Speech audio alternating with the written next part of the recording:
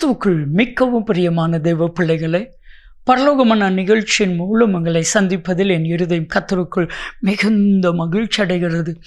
இன்றைய பரலோகமன்னா கர்த்தர் பெரிய காரியங்களை உனக்கு செய்வார். அன்பானவர்களே, கர்த்தர் நமக்கு பெரிய காரியங்களை செய்யும் பொழுது இந்த உலகம் உங்களை பார்த்து வியக்கும்.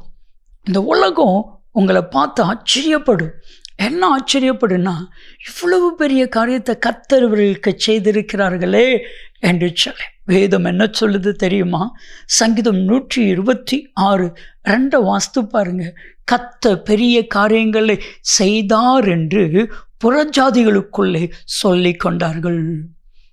இன்னைக்கு கர்த்தர் உங்களுக்கு பெரிய காரியங்களை செய்தார், இந்த அற்புதங்களை கர்த்தர் செய்தார், இந்த அதிசயங்களை கர்த்தர் செய்தார் என்று சொல்லி உலக மனுஷன் உங்களை பார்த்து சொல்ல போகிறாங்க. அப்படின்னா அந்த உலக மனுஷனுக்கு முன்பாக கர்த்தர் உங்களை உயர்த்தி, கர்த்தர் பெரிய காரியங்களை செய்து உங்களை மேன்மைப்படுத்த போகிறார். மாற்றமே இல்லை. அன்பானவர்களே, இன்னைக்கு ஆண்டவரிடத்தில் பெரிய காரியத்தை எதிர்பாருங்க. ஆண்டவரே, எனக்கு ஒரு பெரிய காரியத்தை செய்யுங்க. நிச்சயமாக செய்வா.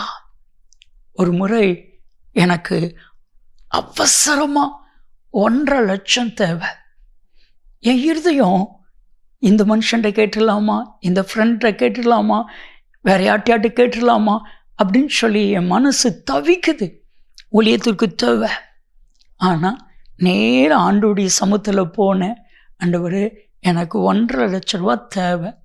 எனக்கு நீங்கள் தான் இருக்கீங்க, உங்களை தவிர எனக்கு யாருமே இல்லை அப்படின்னு ஒரு சின்ன ஜெபம் பண்ணிவிட்டு வெளியே வரேன். என்னுடைய ஃப்ரெண்டு ஃபோன் பண்ணி, எனக்கு ஒரு இடம் முடிஞ்சிச்சு ஜெய்சலன், அந்த இடம் முடிஞ்சிச்சுன்னா நான் ஒரு காணிக்கை பொருத்தனை பண்ணியிருந்தேன், ஒரு 1.5 லட்ச ரூபா உனக்கு நான் அனுப்புகிறேன் ஜெய்சலன் சொன்னான். என் இருதயத்தில் இருந்த சந்தோஷத்துக்கு அளவே இல்லை. ஜெபம் பண்ணி முடிச்சு சில வினாடிகளில், சில நிமிஷத்தில், ஏன் அந்த தேவன் உங்களுக்கும் பெரிய காரியம் செய்ய மாட்டாரா? வேதம் சொல்லுகிறது. யோவேல் 2:21 வாஸ்து பாருங்க.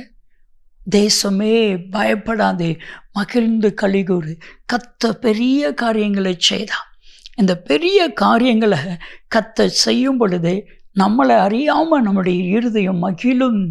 சங்கீதம் 126:3 வாஸ்து பாருங்க. கர்த்தர் பெரிய காரியங்களை செய்தா, இது நிமித்தம் நாம் மகிழ்ந்திருக்கிறோம். இன்னைக்கு அப்படியே விசுவாசிங்க. கர்த்தர் ஒவ்வொருவருக்கும் பெரிய காரியத்தை, நினைச்சு பார்க்க முடியாத பெரிய காரியத்தை செய்வா. அது நிமித்தம் நீங்கள் மகிழ்ந்திருக்கும்படிக்கு கர்த்தர் ஒரு தெய்வீக மகிழ்ச்சியை உங்களுக்கு கொடுக்க போகிறார். உங்களுடைய மனசில் இருக்கிற டென்ஷன் எல்லாம் குறைய போகிறது. உங்கள் மனசில் இருக்கிற மன அழுத்தம் எல்லாம் குறைய போகிறது. காரணமில்லாத பிரச்சனைகளை பிசாசு கொண்டு வந்து நம்முடைய இருதயத்தையும் சிந்தனையும் டென்ஷன் ஆக்குறான்ல, அதெல்லாம் குறைய போகிறது. உங்கள் இருதயத்தை கர்த்தர் மகிழ பண்ண போகிறார். வேதம் சொல்லுது. யோபு 9:10 வாஸ்து பாருங்க. ஆராய்ந்து பார்க்க முடியாத பெரிய காரியத்தையும், எண்ணி பார்க்க முடியாத அதிசயத்தையும் கர்த்தர் உங்களுக்கு செய்வேன் என்று வாக்கு கொடுக்கிறாரு. நல்ல கவனிங்க. அற்புதமோ அதிசயமோ நடக்கும் பொழுது நம்மளை அறியாமல் நம்ம இருதயத்தை கர்த்தர் மகிழ பண்ணுவா. இதுவரைக்கும் மனுஷருங்க உங்கள் இருதயத்தை உடைத்தாங்கல்ல, கவலைப்படுத்தினாங்கள்ல, வேதனைப்படுத்தினாங்கள்ல, உங்கள் இருதயத்தை பிசாசு கலங்க பண்ணினால, ஆனால் தேவன் உங்கள் இருதயத்தை மகிழ பண்ணுவேன் என்று சொல்கிறார். இன்றைக்கு இந்த பரலோகமான நிகழ்ச்சி பார்க்கிற உங்கள் ஒவ்வொருடைய இருதயத்தையும் கர்த்தர் மகிழ பண்ணுவேன் என்று சொல்கிறார். என் அன்பு தெய்வ பிள்ளைகளை, ஆண்டவரிடத்தில் எனக்கு பெரிய காரியம் செய்யுங்க ஆண்டவரேன்னு சொல்லுவீங்களா? என்னோடு இணைந்து ஜெபிக்கலாமா? ஜெபிக்கலாம். அன்பின் பரலோக பிதாவே, அப்பா, நம்முடைய பிள்ளைகள் ஒவ்வொருவருக்கும் என் தேவனாய் கர்த்தர் பெரிய காரியத்தை செய்வீராக. இவர்கள் இருதயத்தை மகிழ பண்ணுவீராக. அப்படி செய்கிறதற்காய் உமக்கு நன்றி. இயேசு கிறிஸ்துவின் நாமத்தில் ஜெபிக்கிறோம் ஜீவனுள்ள பிதாவே. ஆமென், ஆமென். கர்த்தர் பெரிய காரியங்களை செய்வா. நன்மையும் கிருபையும் ஆசீர்வாதங்களும் நிச்சயமாய் உங்களை தொடரும்.